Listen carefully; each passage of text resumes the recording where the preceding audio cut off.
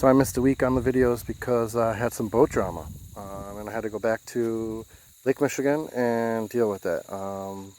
I had a good group of friends that not only notified me of some rainwater getting in the boat, but also pumped all the rainwater out for me right away. In fact, I mean, it was maybe 30 minutes from when I called my buddy to when it was pumped out. So it was pretty amazing how fast it was dealt with. However, any sailor knows when something like that happens to your boat, you're not going to sleep until you go back and check on it yourself. So I actually, instead of having the marina guys come and take it from the marina and put it away, I actually went back and put it away myself this year. Some drama ensued as my motor died on the way through the bridges, which will be the end of this tape. It's probably the most scared I've ever been on my boat. Just because the way, I don't know, bridges make me, that's the one thing everybody's nervous about. Making appointments for the bridges, getting to the bridges right on time and going through them the way you should. Yeah, this was pretty scary. So hope you guys enjoy the video, and we'll see you guys next week from Kentucky or Tennessee. I'm already back down to Kentucky, and I'm looking for a spot to camp in Tennessee in the next couple of days. So next week's video we'll be back to traveling through the United States. Subscribe, share with a friend, like, and comment just to say hi. Talk to you later. So I get a text from my buddy Josh. Basically shows my cooler floating, and these drains are supposed to drain the rainwater. Obviously didn't, which then poured into the inside of the boat. And now my buddy Jay shows up with a pump and pulls the carpet out, and as you can see, my bilge boards are actually floating because of this. So got it draining now. Getting it cleared out, bud. You can see the automatic bilge pump just floating there. Anyway, it's going.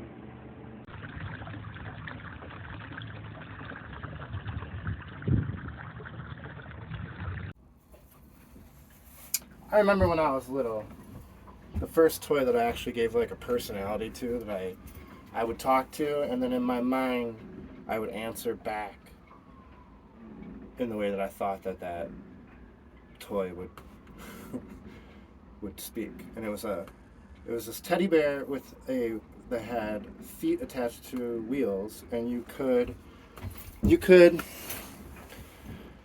pick up the string on one side of the room, and it would roll across on this unicycle back and forth, and it would balance on the string.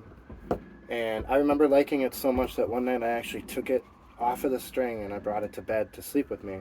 And if you could picture the people who do that, they always have these big poles with balls on either end or whatever to balance. That's what this bear had. So when I laid it in bed, my dog chewed off the wood panels and the balls that were on the end, so it would no longer balance. I was devastated. I feel bad now to this day thinking about it. Like, why didn't I just leave it on the rope and I could still have that thing going? Imagine that thing going back and forth here when the boat was rocking. It would go. Well, so my point with that is, it was easy for me to give a character and a soul to a little toy when I was a kid. After living in this boat, having it be, the thing that you ride out storms in, you have your friends over, you have your good times in it. When you're having a really bad day, you come back here, you pop a movie on, start the fire, make some tea. Yeah. It's really easy to see why people say boats have souls. Really easy. I think every time I hear the whine of a rope being stretched, this boat grows on me. The waves splashing up on it grows on me. I used to be startled when I would pull to the end of the rope in bed and it would do this sudden jolt and you would kind of be shook awake. I would be startled. Now I smile. When I wake up and I realize, oh, that's my boat. That's what it does. I smile. I go right back to bed just like, you know, being cradled as a baby in your mom's arms. You know you're moving, but you're in your mom's arms, you know? Yeah. Character and soul, this thing is made of it. It's held together with it.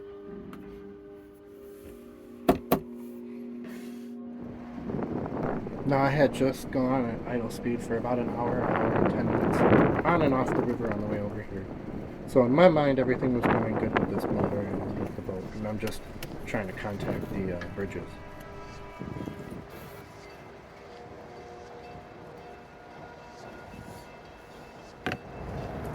So the KK, the bridge operators didn't answer, but the railroad bridge is moving. So we'll see if they open up. It also could be that they answered and I didn't hear.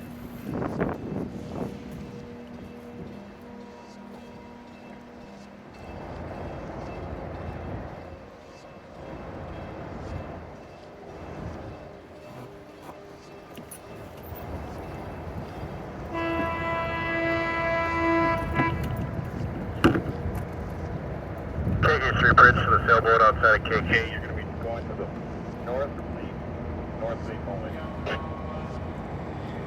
Thank you for the heads up. Appreciate it.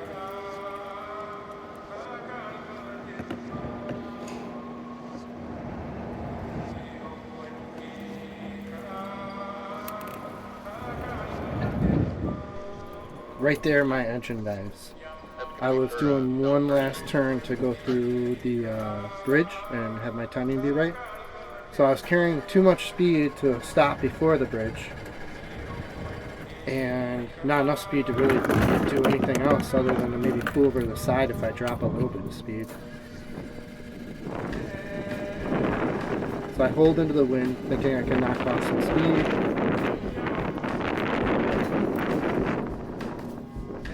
My mind is racing right now. I cannot tell you how nervous I am. We had a guy killed on these bridges just a few weeks ago. They weren't paying attention and they opened the bridge with a couple of them.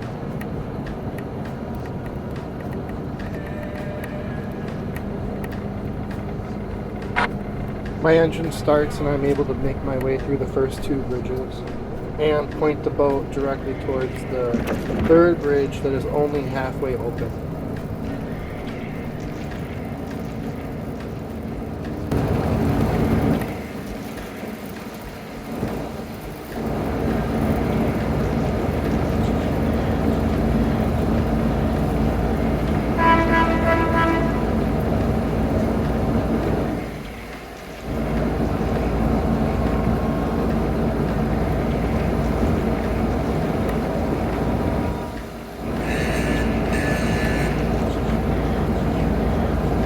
So, my engine died.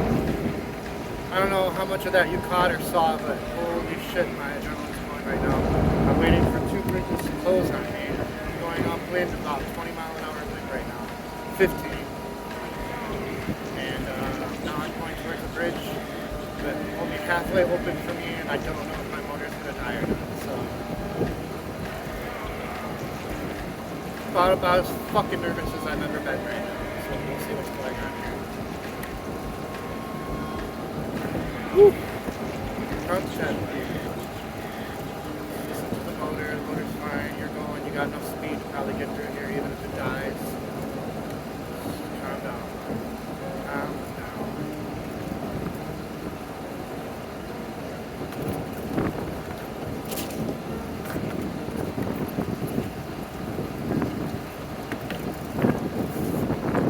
Okay, we're good.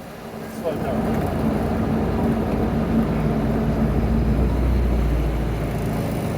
Whew, my God.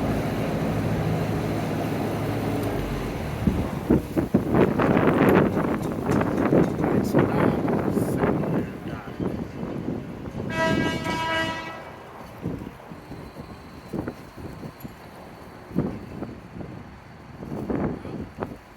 my engine died right before I came through the bridge, and it scared the shit out of, you know, my heart's jumping out. Once I had it docked, I was able to move everything to the RV, use my buddy's shop vac to vacuum out the bilge and get it nice and dry for winter storage. And then here's what the boat looks like ready for winter storage. Here's a little tour. So first thing is this back bed, the biggest bed here, gets completely filled with sails. Goes all the way back and it's filled with sails and a box of books. Next thing is we pull in a table, pull it inside. I'm also going to put the kayak and the mountain bike in here this year. I'm not going to drag that stuff out. I pick up the front cushions, the bed cushions, and make them in case any kind of leak or any kind of moisture builds up in here. They're not part of it. And I'll also put the mountain bike right there. I take out the toilet, which is a bucket and shavings toilet. And we run the water empty on all the sinks. I had a fire the other day, so I cleaned out all the ashes. Pulled the air conditioner in the boat since the boat's being stored inside. And then I will finish off the dishes, put them away. Take all the food out of this thing completely. And then I clean the litter pans and just leave a new litter because when I get here it could be, 10 o'clock at night after driving 10 hours and then I have to throw the cat right in here. So I always leave a new litter ready to go. My main thing, as you guys probably saw, is I cleaned out the drains. And I'm going to do a better job. I'm going to actually hose them out when I get to the horny boat and pull it up. Then we vacuum everything. We add fuel. You can either take all the fuel out or you can add enough fuel that heat or stabilizer works. So I add fuel. Now I've taken it out before, but now I just add it. And this is how she's kind of gonna sit.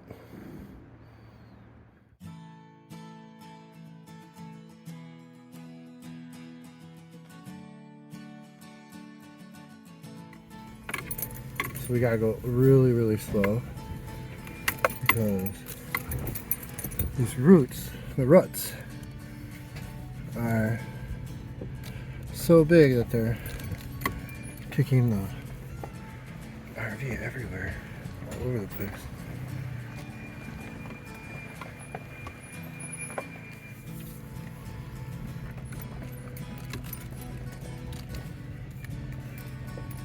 So these little ruts in here that we're going over pretty easily is really enough to stop most people from coming in here.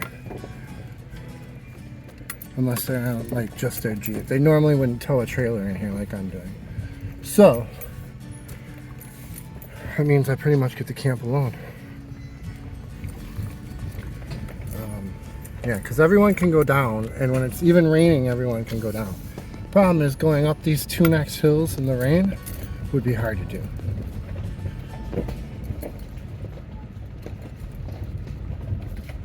I also thought of camping. See, there's some tire marks right here, off into the shade here. That would be a good spot right in there. And it's less than 150 feet from the road, and there's a fire pit right there. So it's a legitimate spot.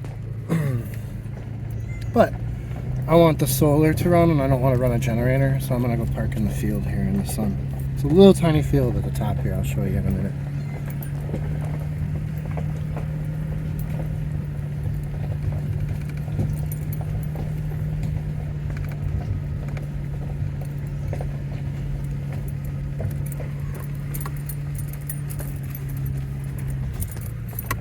RV's fitting very nicely on this trail. I almost don't realize it's there. Cricket knows it's there.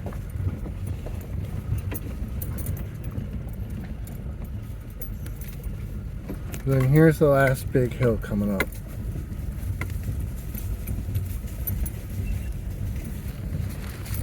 Whoa, slow down on that. That's anything on the refrigerator.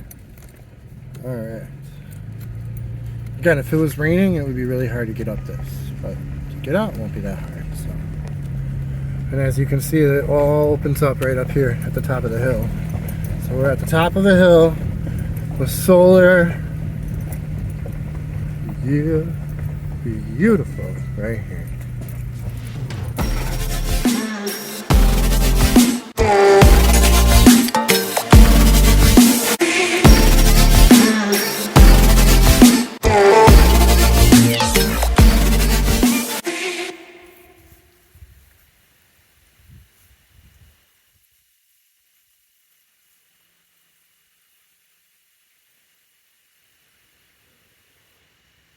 He paid such little attention to cricket right there that I know whatever he's carrying is something wrong. I can almost just assume it. What do you got? What do you have over here, buddy? Oh, well, yeah. You can't have that. Look at that. That's a complete dead animal bone. What the fuck?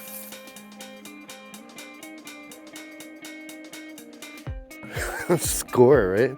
You know, I wonder if you could have that. We'll see how that goes.